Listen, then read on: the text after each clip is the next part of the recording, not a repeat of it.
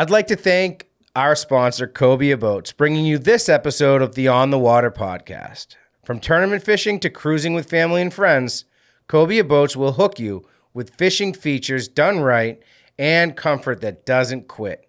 Check out their full line of center consoles and dual consoles at cobiaboats.com and give them a follow on social at Cobia Boats. Choose Cobia and have it all.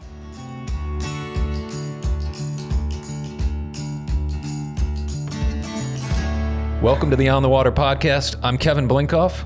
I'm Jimmy Fee. And today's episode, we don't have a guest.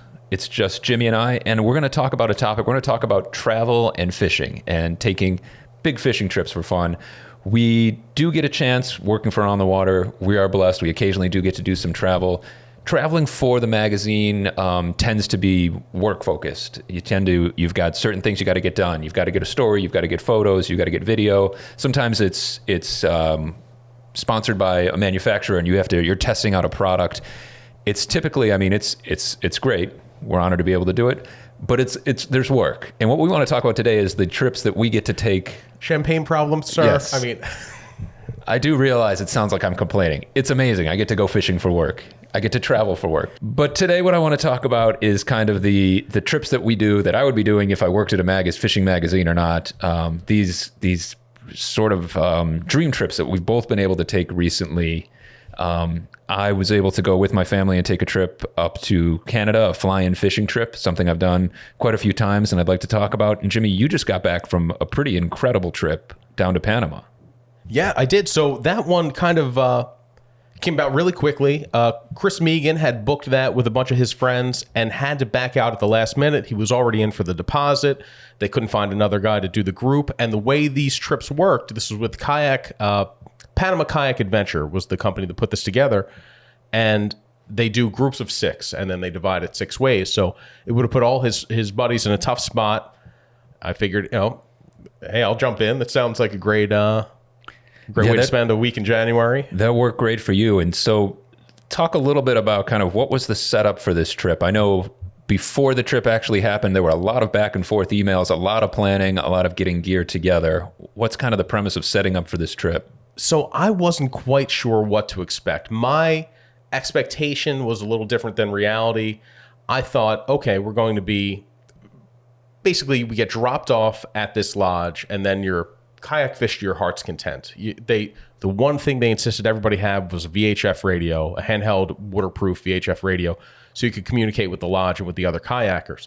What I didn't realize is that they actually mothershipped you from, every morning you would load the kayaks into a panga, which is a kind of a long, narrow, but very sturdy, very heavy boat that's very popular in Central America and particularly on the Pacific coast. But it's really good for launching off the beaches because you don't have as many harbors or as many built-up marinas there, so they can launch these pangas right off the beaches, and they're really sturdy, able to get through the waves. And that's a pretty cool experience in the morning. You eat breakfast, walk down the beach, hop in the boat in the waves, and then you're kind of going through the surf to get out to fishing. So you would mothership the kayaks on these pangas to different spots along what was called the wild coast of Panama. So we were about 5 hours from Panama City, driving southeast. So you flew from Boston to Panama City. I flew from Boston to Panama City with a brief layover in Atlanta, and that's going to become important because while I continued the trip from Atlanta to Panama City, my clothes and tackle did not. So all that, I was just talking about all the prep you had to do for this, getting tackle together, getting your clothing together, figuring out what you would need, because this is very much kind of, you have to depend on this yourself and the stuff you brought for this trip. This is not a full service lodge. This is not luxury. This is pretty rustic. No, to give you an idea of the rusticness, they had what was called, all right, the bathroom situation was what they called composting toilets. And I thought, oh, how green of them.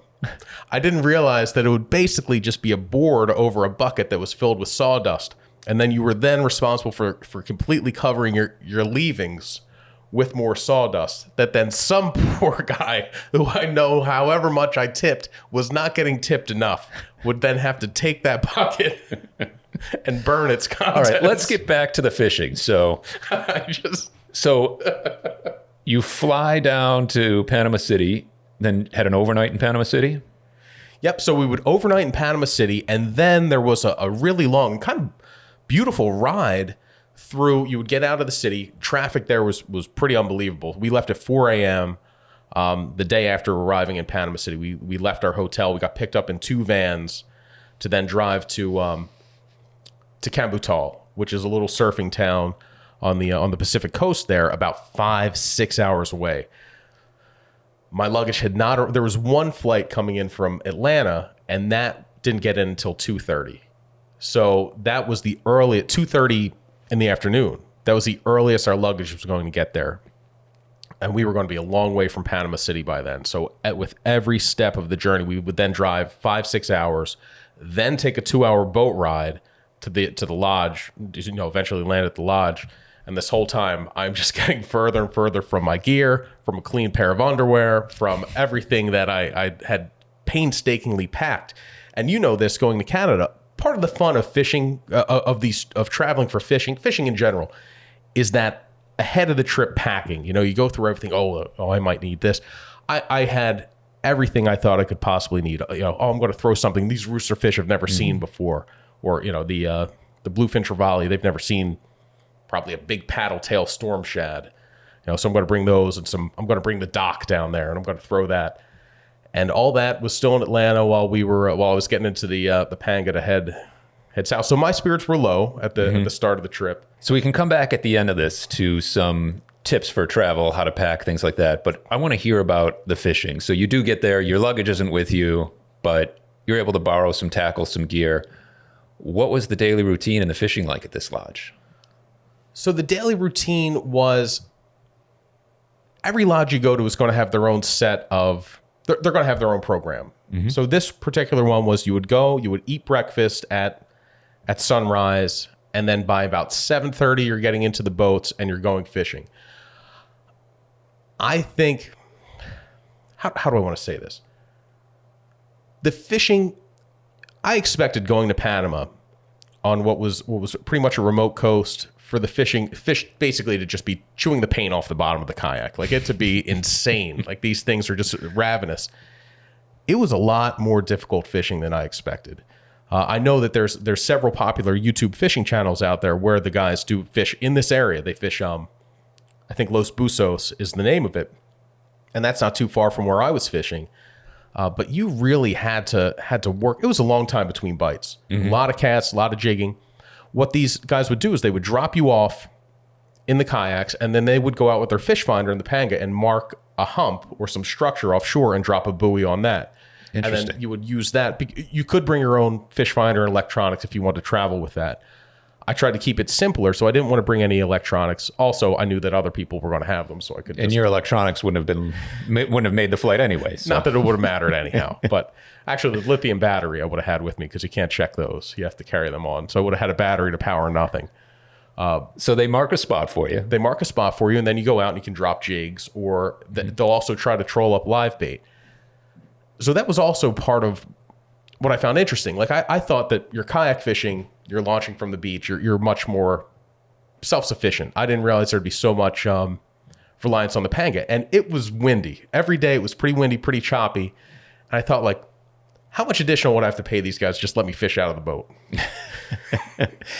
I mean, it's for the love of kayak fishing, because you want to be in there, you want to be in a kayak, and you're able to catch fish from a kayak that most people would never even think about. I mean, what are some of the fish species that you were able to fish for?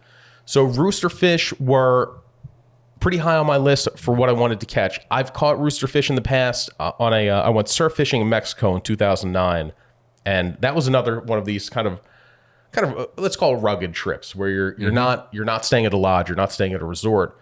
You're just kind of at it was like a B&B on the coast of Mexico in south of Puerto Vallarta. And we ran ATVs up and down the beach, just going point to point on the it was like a scalloped beach. So we'd have these points and bowls. You'd go to the point, throw poppers, make 10 casts, raise rooster fish or not, and then move to the next one. So I've caught rooster fish before, but from the surf. I was looking forward to trying it in the kayak. Bluefin trevally are another big catch there. And Cubera snapper was the one I really wanted to get. And just to skip to the end, I didn't get the Cubera snapper. I hooked it. I hooked 4, and I fought them. And that was something I brought a bunch of Ron Z's, thinking like bluefin tuna love them. Big 10-inch bait. Like, I'm going to hook a Cubera one of these. And I'm pretty sure I did. I hooked a big fish on a Ron Z and broke it off.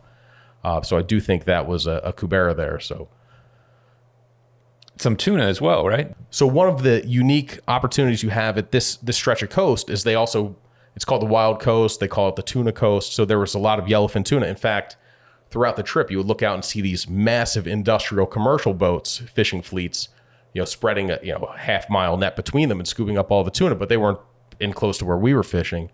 So you would see these yellowfin tuna blitzing, and if you were fast enough to get up on them, you would get a shot at throwing a small stick bait or a spoon, and I actually did catch 2 yellowfin tuna from the kayak. Now, they were, let's call them a little bigger than Albie size, maybe 20 pounds, but still really cool to catch the tuna. And then once you caught that, you would radio over to the Panga, say, I've got a tuna.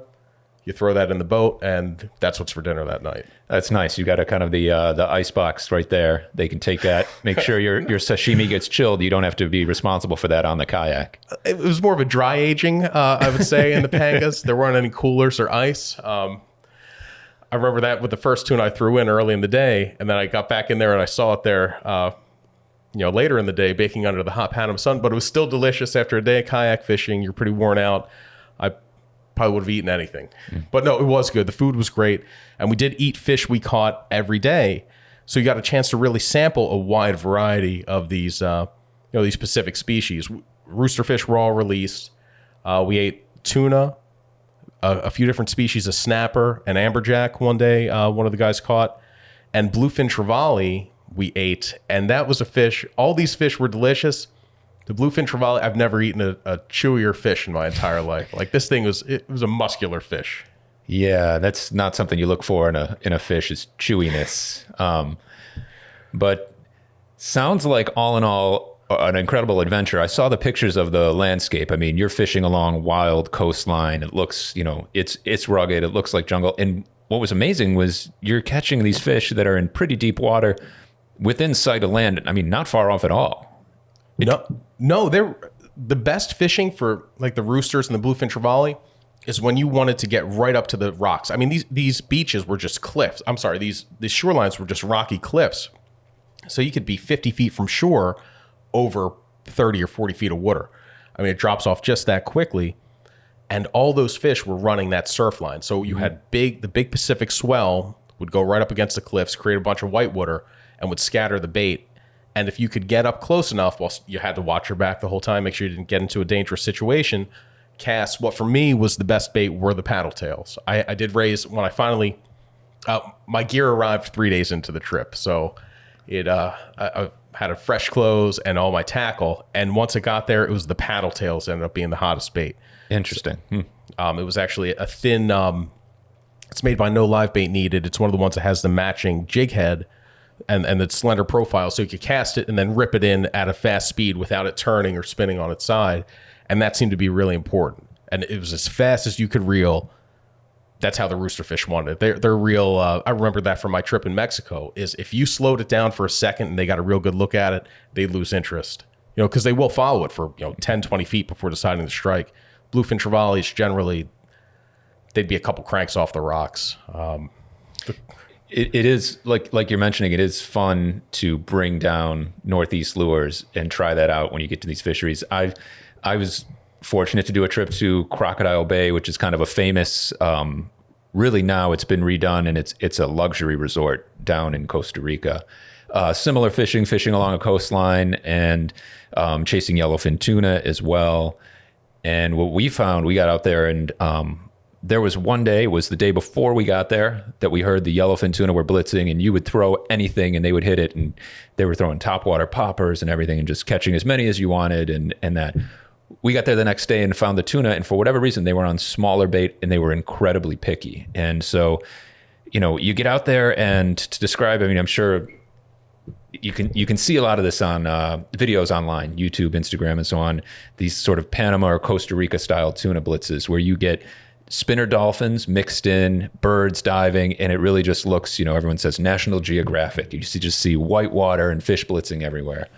And there's nothing like getting on that, and you cast into it, and you expect you're going to hook up immediately. And that day that we were out there, they were surprisingly picky. And so you were actually seeing the whole, like, that style blitz where it's just pure white water, fins and dolphins, and exactly. And we'd heard, the day before they were hitting anything. So we showed up and threw poppers and topwaters and weren't getting bit. I got one tuna on a topwater, awesome experience. But for the most part, we're casting at fish that wouldn't eat. And figured out, okay, there must be on some sort of smaller bait or something. And I had happened to bring along some epoxy jigs. So the kind of stuff that we fish for up here that we use for albies. And I brought some along, and I figured we'd use them inshore for kind of like small jacks and stuff. Part of this trip is we were up there to test out Penn fishing gear. Penn had a new reel out called the Authority.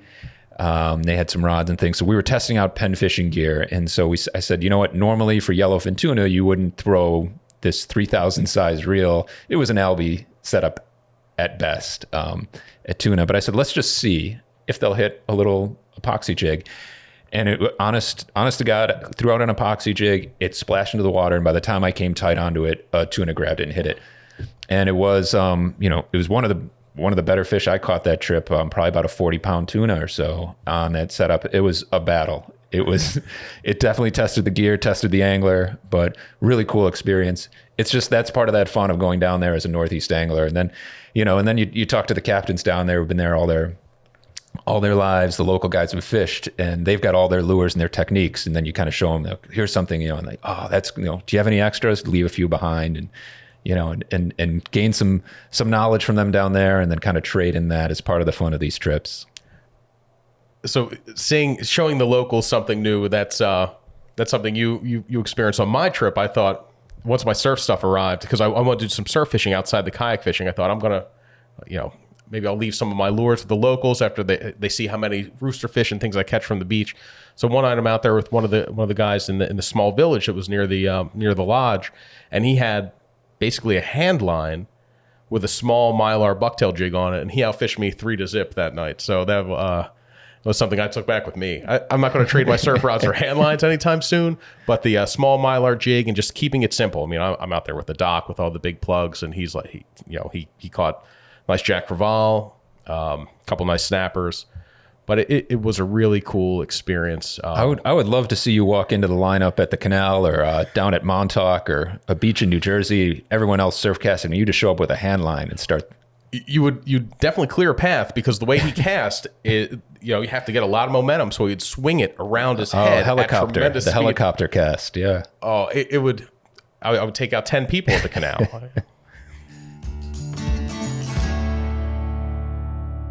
Today's episode is brought to you by Cobia. Designed by anglers, Cobia boats are the perfect balance of fishing smarts and comfort. It's not just best-in-class quality and performance. They have superior hull design, intelligent deck layouts, and more user-friendly helms. Cobia boats are family-friendly while maintaining that tournament-grade fishing performance. Check out their full lineup of center and dual consoles at CobiaBoats.com and give them a follow on social at Cobia Boats. Choose Cobia and have it all. So by the end, it was 5 full days of fishing. I had my actual gear for 2.5 of those days, and that was enough to catch. The fish I caught the most of was the bluefin trevally, and they are, as you would think, close cousins of the giant trevally, which is like a major bucket list fish for me. Mm-hmm. This basically a beautiful jack. So if you go down to Florida and you catch a Jack Crevalle, it's like a beautiful version of that. They are, yeah. Or if you know what a GT looks like, they're like GT light. And they have really brilliant blue spots on them, some greens, and they fought like crazy. You would hook them and they would dive right for the rocks, and you would just kind of hang on, cup the bail, hope the line didn't break until you could get them to turn and head out to deeper water. And the best experience of the whole trip for me was we were under this one cliff, this one rocky coastline, and they were high up on the cliff. You had the rainforest there, and in the rainforest you could hear howler monkeys, hooting and I guess howling. And as I'm casting there, I got distracted by looking for the howler monkeys I was hearing and cast onto one of the rocks and then flipped it out, flipped it back off the rock into the surf. Bluefin trevally hammered it. And that was just a really that that one made you realize like you're somewhere totally different than back home, and it was a really cool experience. And I think one of the best things about taking a fishing trip, traveling for fishing, is in the moment. I mean, there's, like you said, there's long parts. It's never as good as you build it up in your mind ahead of time. But the entire process from planning and getting excited to being down there, at the end of it, you look back on it and you don't remember the long time between bites. You remember those awesome moments like that of a bluefin trevally hitting your bait. You remember the sound of the howler monkeys, the good times back at the lodge, whatever it is, the composting toilet, the stories to tell. That's what you remember, you take from it. And I'm going to get my own, I think. I think I might get my own composting toilet. I thought so fondly of that. Good luck having your wife empty the sawdust and toilet for you. But So, Kevin, your fishing trip is a similarly rustic experience, but at a much higher latitude. You do these fly-in trips to remote lakes in Canada. And how many years have you been doing those?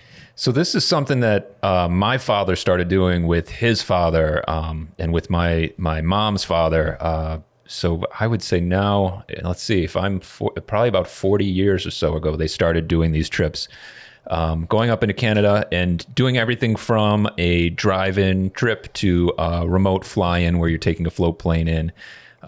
And it's not something that they pull together every year, but every other year, every 2 or 3 years. And the group changes all the time. It's been family, friends. Some folks age out and get older and don't do it anymore. Some we lose. And then we also have some that bring their kids. We have new people come in. My dad's an attorney, and he meets people, coworkers, friends, doctors, and they find out about this fishing trip. And there's actually a waiting list to be part of the group and to get to go. And so every few years, put a trip together, and it's it's a great experience, pretty rustic. We actually did one, I think about 10 years ago, Jimmy, that you were able to join on. I remember that one. I remember it well. We had a great trip. I remember being struck by the color of the walleye up there. Yes. They're really kind of golden. And that was, you say struck by the color. I remember what you were struck by with the walleye. We caught a few walleye on the one day and did a fish fry. And walleye is, definitely to me, the best eating freshwater fish I've ever had. As good as many saltwater fish. Walleye is just incredible. And so we did a fish fry with the walleye one day, and Jimmy definitely enjoyed it. And we just kind of said casually, like, oh, well, tomorrow if we get some more walleye, we'll do another fish fry. Jimmy took his boat directly to the walleye hole, I think, just focused for 4 hours in the morning on nothing but jigging up walleye, and made sure that he had a boat out there where the bottom of the boat was like, 24 walleye. And he was like, we are definitely doing that fish fry again. I was not going to leave anything to chance. You don't sound very grateful for it.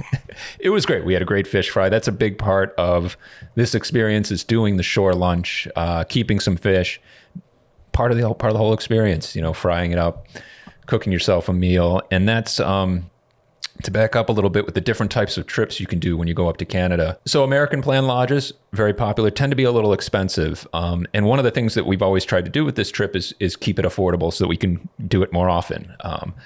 One of the ways we do that is by doing an outpost. And so a lot of times what this is you'll have a lodge that offers, that's fully taken care of, American plan, make their meals. They'll also have nearby, maybe on the same lake or often on a different lake, what they call an outpost camp. And that's where there's sleeping quarters, place for you to cook your food, something like that. And they pretty much drop you off. And that's, to me, and to many of the guys in our group, that's just part of the fun, is you bring your own food. You have to be self-sufficient. You get dropped off. Now, back in the day, you'd get dropped off and no communication. Nowadays, you do often have, which is good. You've got radio, satellite communication, so it's safer these days. But there's still that excitement, that adventure of really doing it yourself. You decide when you get up, when you go fishing, when you eat your meals, and you don't have to follow anyone else's schedule. That was my first experience and only experience doing a trip like that, and I still remember. Just kind of the sound of the plane leaving, and like that last sound, and then all of a sudden now, not to be cliche, but it's kind of like deafening silence. Like once the plane's gone, there's no noise from any city life or any sign of civilization. And that I remember a lot. And I remember drinking the water. We would filter the water from the lake, and it tasted like pine needles, even filtered. So the lake we were on was, I believe it was Manitoba, but right near the border with Northwest Ontario. And that lake itself was very tannic, had a lot of that, you mentioned the walleye were very golden. That was a big part of it. The water was so tannic. But there's a lot of, more than I could get into in this podcast, because we've done places from Quebec all the way to northern Saskatchewan, which is the most recent trip I've gone on. There's so many different kind of types of lakes. We tend to go for pike and walleye. Those are the fish that we're looking for. You get a little further north now and you can get into some lake trout as well. Typically, the group that we're with, we're after big pike. That's the goal. So the most recent trip we did was to a lake called Cree Lake, and this is in northern Saskatchewan. To get there requires flying. I flew from Boston. A lot of my family flew from Toronto, flying all the way to Alberta, so typically Calgary or Edmonton, and then from there up to northern Alberta to a town called Fort McMurray. And then, it's pretty much a full day of travel, leave early morning. By the time you get to Fort McMurray, you get there just in time to hit the liquor store, very important, buy some Canadian whiskey, which is part of the experience, some local beer, maybe some wine. Also Molson? Is it Molson? No, you get that far west in Canada, it's Kokanee. Highly recommend it. If you're a Kokanee fan, definitely leave a message in the comments. Great beer.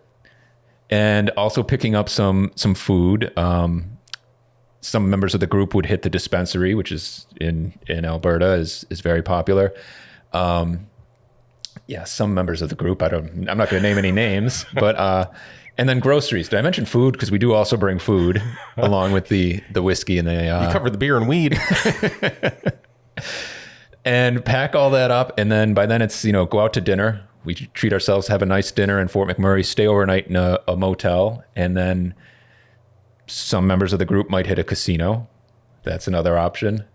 Anyway, so the next morning, get up early. Is there any fishing on this fishing trip? Or the next morning, get up early, get on, head to the airport, and get into a small wheeled aircraft. So this particular lodge that we go to has a sand runway. And so they can actually take a wheeled aircraft, not very large. We all pack in. They pack our groceries in as well and fly in and take us to this lodge. And this is kind of I think what they call a housekeeping lodge. So you're actually responsible for your food and everything there, but there are lodge owners on site. So you do have, you've got that help if you need it. You've got people there who know the lake because it is a really big lake. But you're really still responsible for planning your own schedule. You decide what you're going to eat, when you're going to fish, and how you're going to fish, where you're going to go, which is another big part of it. Is you're on a lake that you've probably never fished before, and you're looking at a map. Maybe you've brought some travel electronics. That's, to me, the most fun part. I'm typically with my dad in a 16-foot aluminum boat with an outboard on the back, and it's just, you look out at a lake, you look at a map, and you decide, where am I going to go today? Where do I think the fish are going to be? You turn into a bay, and you don't know what you're going to get when you get into that bay. Are you going to find weeds? Are there going to be rocks? Typically we're hunting for pike, and it's like, are there going to be pike in this weed bed, or are the pike going to be off rocky points? Are they going to be deeper? Are they going to be shallow? What are they going to hit? And that's deciphering that. Typically it takes a day or two to figure out. But to me, that's the fun of that type of fishing. The make your own schedule part, I really resonates with me. While eating breakfast and watching the sunrise was nice, I would have much rather been in the kayak casting. I swear we were getting out there for the part of the day when the fish were kind of settling down, hunkering down in deeper water, and we were missing those prime times of sunrise and sunset. Now, I don't know if you're fishing sunrise and sunset because that far north, middle of the summer, I mean, what time's the sun setting? The sun's setting pretty late. You have more, we always say that. So we always say, well, the good part of this is we can be out on the water at first light and we can fish all day and all that. Truth is, by the time you get up there, there's so much time to fish. What we end up being able to do, which is great, is if the weather's terrible, you can come in off the water and maybe get into a little bit of that Canadian whiskey I mentioned, eat some of the, we tend to bring just an insane amount of cheese per person and charcuterie meat, salami or whatever it is per person.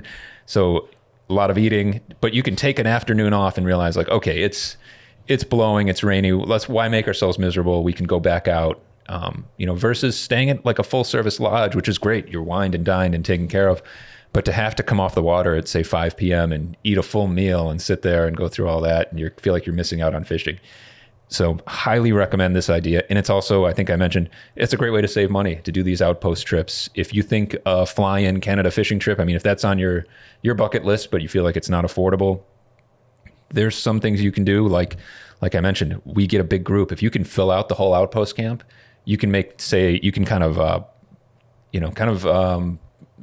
the owner of the camp, say, hey, if we take the whole place, can we get a reduction in the rate? Because they're looking at the per guy expense, the total expense for filling the camp. Talk to them about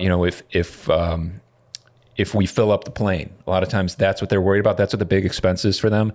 If they fly in a half full plane, they're still spending the full amount of money on that fly in. So that's one way to do it. Another thing is going out of season. So the fishing season, so for example, in northern Saskatchewan, they don't start fishing until ice out, which is really early June. That's crazy. And it gets cold and ice starts coming back by the end of September. So it's a short season to begin with. Within that season, the most popular time is right after ice out. It's when the pike are shallow because they've just spawned. Lake trout are shallow as well. The fishing just is best before the weeds come up, before it gets warmer. And so that time of year really tends to book quickly. A lot of times they've got dates in July and August that they say are like the less desirable dates. And sometimes they'll give you a discount on those trips. And so that's typically what we do. We get the biggest group we can, sometimes, 12, 16 people together. We buy our own groceries, and you can tend to save money there. Money you can then spend when you're in Alberta and you need to buy whiskey and hit the dispensary. And that's one way to do it. You save some money. You don't have to. You're your own guide. Now, by going in the off season, you come back from these trips with incredible pictures. It seems like every year you get better at it. I know it ebbs and flows, but I know you've been doing fly fishing the last couple of years. But even though it's the the quote off season for them, you come back with tons of photos of 40+ inch pike. We tend to focus on big pike, and we've kind of found over the years that as you get a little more remote, you tend to get better fishing, obviously. And if certain lakes, like we've kind of settled on Cree Lake, it's a really big lake. Don't know the exact size of it. There's actually 3 lodges on this lake, and you never cross paths with the other anglers because the lake itself is so big. And so we found these big lakes tend to support big fish. Again, you're in northern Saskatchewan, and I guess also, like you're saying, you're giving us some credit for, we kind of have learned more about it as we go along, getting better at catching the big fish. 554 square miles is Cree Lake. So that's a big lake, and it has some incredibly deep water. Is that on your laptop as well? It is. Maximum depth is 200 feet, and there's a big picture of a lake trout.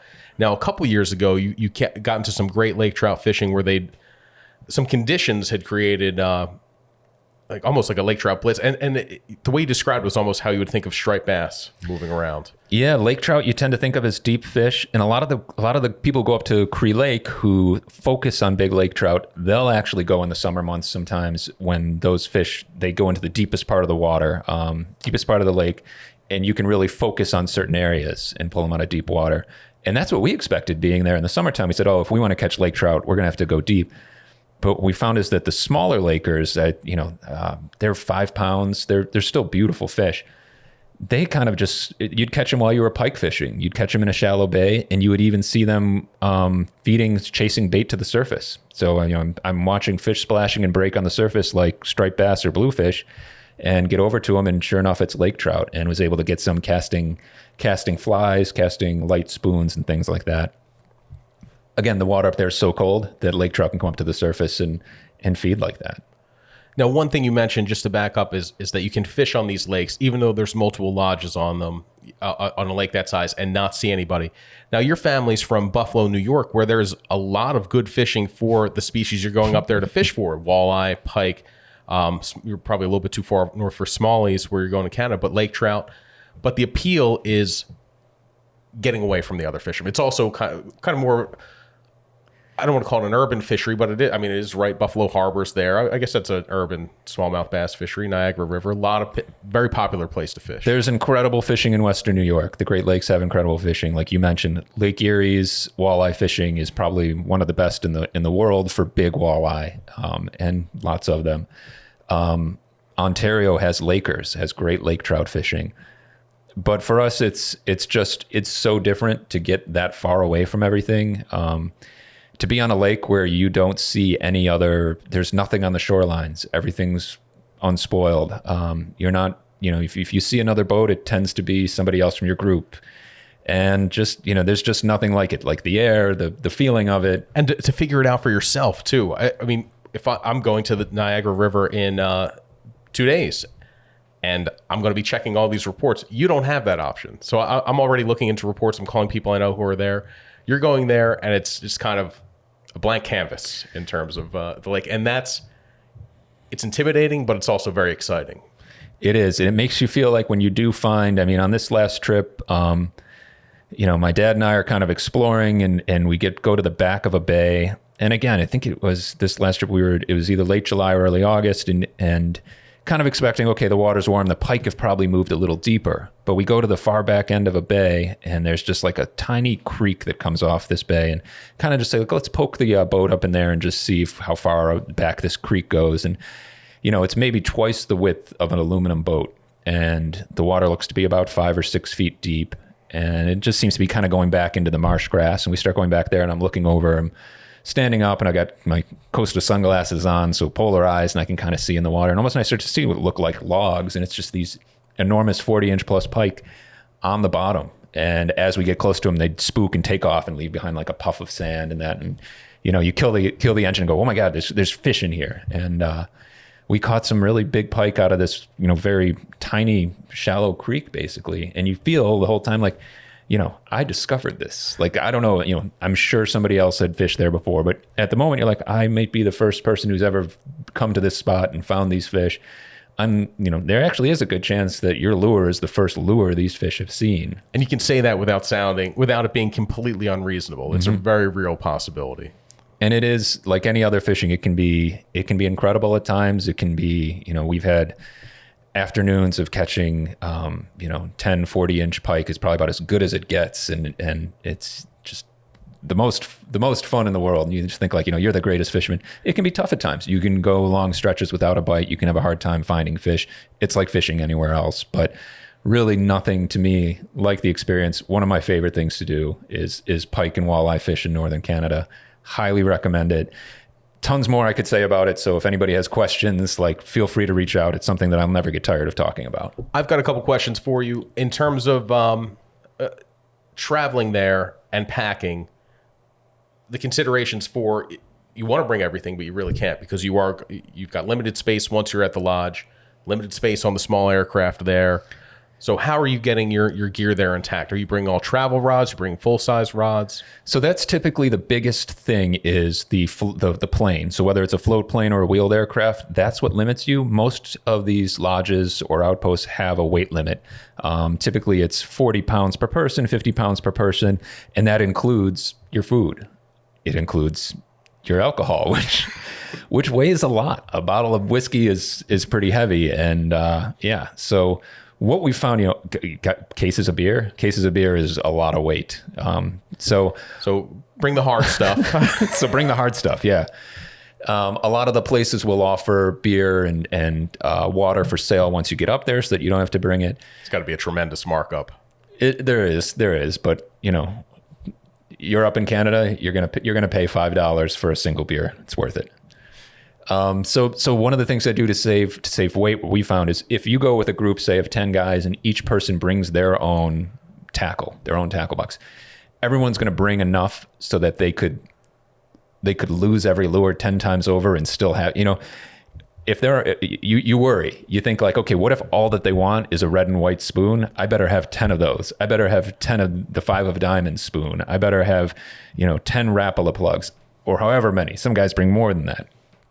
And so what we found is if we kind of bring everybody's tackle together. So, okay, instead of bringing enough so that every single person could open their own individual tackle shop, we just bring enough so that one person could open a tackle shop. And we'll typically have on on one of the cabins up on the porch, we'll set up all the tackle we brought and put it all out there. And so you can kind of come in the morning, pick some of it up, and this is all tackle that's, I bring a lot. It gets purchased as sort of like part of a pool, but that's the easiest way to limit your packing is bring two-piece rods or travel rods, and just don't overdo it on the tackle. Everyone always overdoes it. when I went to Panama, the weight limit for a commercial airline, if you don't want to pay another $100 for your checked bag or 70, however much it is 50 pounds. And I'm there the night before the trip. Joke's on me. It's going to get lost in Atlanta anyhow. But weighing until, I'm at 52 pounds. I'm like, well, I can put this in a carry-on. So I have all my, I took the hooks off all my plugs, threw them into the carry-on. So then I just put the treble hooks there. These aren't tips and tricks. These are what Kevin's saying to avoid. It's more of a cautionary tale. But yeah, trying to get under that 50-pound weight limit for me was the big part. But that would be the least of the considerations going into a fly-in camp. The 50-pound weight limit for just your tackle and rods and reels alone. Now, with your reels, do you check your reels or do you carry them on? I carry on reels. And the braid? Mm-hmm. So I've heard increasingly more stories about people going through airport security and them, what's the word for it, where you take the line and you sneak up behind somebody and... a crime? Yes, but you know what I mean? They worry the braided line is dangerous. I've heard a couple, now these could be urban legends, that they've made people strip the braid off the spools at the airport. So since then, I've been taking the spools off the reels, checking those, but then carrying on the body of the reel. I will say flying in Canada tends to be, I fly Air Canada usually, or one of the Canadian airlines. They fly a lot of fishermen around. They tend to be used to that. They've got guidelines on there. Definitely check ahead of time, call ahead of time, ask them about what you can and can't bring. You don't want to end up with, you don't want to end up having that happen of somebody taking your reels away or anything like that. So do whatever you can. If it's checking your luggage, if it's, like you said, carrying on something like a lithium battery, which I've done, which is always stressful because if you get that taken away, you end up with a fish finder with no battery. But yeah, just being prepared ahead of time, packing as light as possible, packing as smart as possible, and making sure you know the regulations and the right things to say to security. A story I heard was that a guy was trying to get a reel in his checked luggage, and the person who was the airport security in this country, I think it was in Central America, I'm not sure where it was, speaking Spanish, they didn't understand what they were saying, and he was miming that motion with the braided line, saying the guy had to strip all the line off. Now, I don't know anybody firsthand who's had this happen, so it's all secondhand. Still, it seems like too big a chance to take to then end up at my destination with no braided line on my reels and then no real option for buying them. It is one of the stressful things about traveling for fishing. So you definitely want to call ahead. You want to be prepared. Figure out what your plan is. If they do try to confiscate your line, make sure somebody else. We always say, worst case scenario, before we fly in, we stop, maybe somewhere between the liquor store and the dispensary. Maybe we hit a tackle shop if we need to. But, it is, I've had some pretty bad experiences. The worst was this last trip. Thankfully, it was on the way home. But I borrowed your rod case. You've got one of those wheeled, what they call a bazooka style rod case, but you don't call it that when you're getting on a plane. It's the Plano Airliner telescoping rod case. And that one is... It's broad enough. I bought this one because it's broad enough for surf fishing guides. Mm-hmm. If you're going to travel with surf rods, they have that big stripper guide. So your conventional rod travel tubes aren't going to be big enough for that. This one's actually wheeled too, which makes it really easy running around the airport. But you're going to tell how you... I'm going to go back and one more tip, because this is a great tip for travel. So our group, one thing that we do is rather than every angler bringing their own travel rod tube, everybody gets together the week before the trip and brings all their rods, and we use a ski carrier. So this is a travel ski carrier. So you've got 12 guys where you would have had maybe 10 or 12 rod cases taking up space and weight. Everybody puts their rods and they get wrapped lovingly, bubble wrap, everything taken care of, put into this ski carrier. Now you've got everybody's rods in one case. Now that sounds so dangerous. That's a little scary. That's a lot of eggs in one basket, but it really saves a ton of space for, let's say, more cheese. So you can bring more cheese. Because I feel like I've mentioned the whiskey in the dispensary too many times. More cheese. That's a great tip, but no one ever wants to go with me on my fishing trips. So I have a lot of solo travel tips. Another one would be check your gulp, because I had one of those explode in a carry-on, and that was real awful in the on the flight when it stunk like gulp smells. What else? What other horrible things have happened to me traveling? Getting that good rod tube is an important one. and then writing your phone number on there in case it does get lost, making something so it's identifiable as yours. So I started there to tell the story before I went into my tip about the using a ski carrier. One thing that happened on the way back from one of these trips, I had borrowed your rod case and I had all my rods in there, and the rods I had actually also borrowed a couple from you, borrowed a couple from Chris Megan, our boss, and then a couple were mine as well. And when I got home, I opened up the rod case and every single rod was broken off along the tip. Every rod was broken.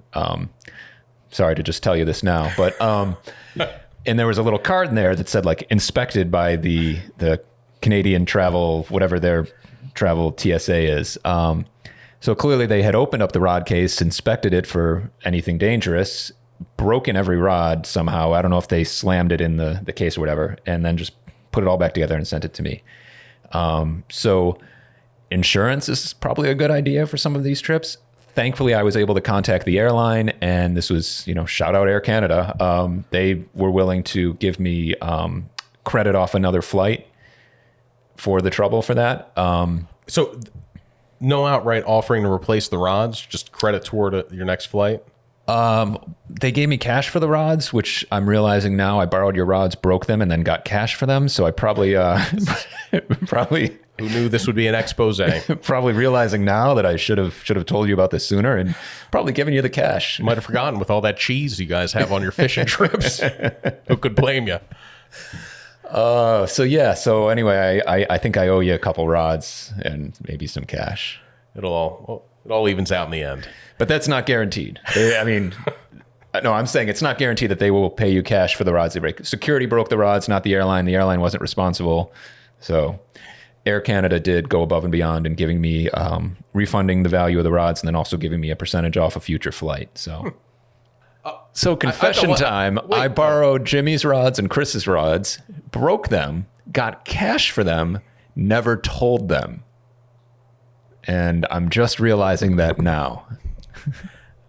That's okay.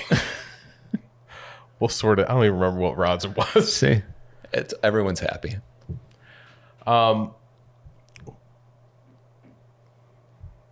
You're thinking about what rods they were. It was my fiberglass. That St. Croix fiberglass. That rod was so nice. I loved fishing it. So did I. Now, there's only so much time and only so much resources to go into taking these trips. And to me, my question every year is, I don't do one every year, but whenever I get to do one, do I want to go north or do I want to go south? And that's always, there's so much great fishing. I don't know, everywhere. I want to go everywhere. Having just gone south, I want to do another northern trip soon. Kevin, are you going back to Canada this year? We are going back to Canada. Typically, every time we do this trip or a trip like it, we have that conversation. We'll be sitting. Usually, it's one of those afternoons that I kind of mentioned where it's, it's July or August, yet for some reason it's 48 degrees and pouring rain and it's absolutely freezing. And we'll be sitting inside the cabin, eating cheese, drinking Canadian whiskey, and chatting and saying, why do we spend this money and take this big trip to go up here and talk about, like, you can go down to Costa Rica, or you can go down to Panama, and you could be at a full service lodge eating sashimi in beautiful weather in the middle of winter for the same amount of money. And we always kind of talk about that. Well, maybe next year that's what we'll do. Maybe next year we'll go south and go someplace tropical. But it's just not the same. We got a group that they get it. They know what they love about doing something like northern Saskatchewan. The bald eagles, the loons, the pine trees, the clear water, being away from everything like that, the do-it-yourself aspect. There really is no other trip or vacation like it. There's people in the group who it's their only time that they'll fish that year. It's their only vacation that year, and they look forward to it all year long. And believe me, I know it. The emails have already started going on about the next trip. Where are we going? When are we going? And how much can I, what lures do I need to pack? How much space do I need to save in my luggage for Canadian whiskey? One of my other tips on these flying trips is to bring disposable clothing. So if you're up there and your feet get wet, like you've got a set of clothes for that flight back so that you don't end up wearing your fishing shoes that got soaking wet on the flight back. Yeah. I've sat next to our coworker Cheech on a flight back once where he had gotten his footwear wet and it was horrific. Are we still doing it? That was hard. That was throughout the entirety of iCast. I feel like Cheech is always shitting on me on these. He got his shoes wet. Get him. We were in an iCast presentation, and there were people turning their heads trying to find the source of the smell. He got so embarrassed, he zipped his feet into his backpack. That was, I think he threw them off the balcony of our hotel. His feet, not just the shoes. The feet too.